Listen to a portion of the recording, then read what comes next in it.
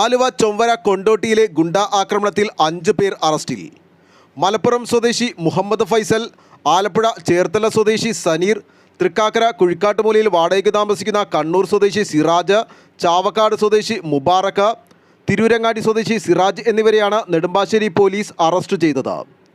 കഴിഞ്ഞ ചൊവ്വാഴ്ച രാത്രി 10 മണിയോടെയാണ് അക്രമം നടന്നത്. ചൊവ്വര കൊണ്ടോട്ടി ബസ് സ്റ്റോപ്പിന് സമീപം സംസാരിച്ചു കൊണ്ടിരുന്നവരെയാണ് ഇരുചക്രവാഹനത്തിലും കാറിലുമായി എത്തിയ സംഘം ആക്രമിച്ചത്. സംഭവസ്ഥലത്ത് നിർത്തിയിട്ടിരുന്ന കാറും സംഘം അടിച്ചു തകർത്തിരുന്നു.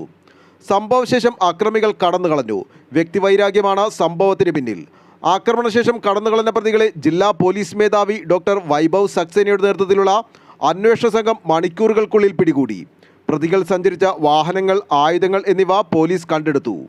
സംഭവസ്ഥലം ജില്ലാ പോലീസ് മേധാവി സന്ദർശിച്ചു. ഫോറൻസിക് വിഭാഗവും പരിശോധന നടത്തി.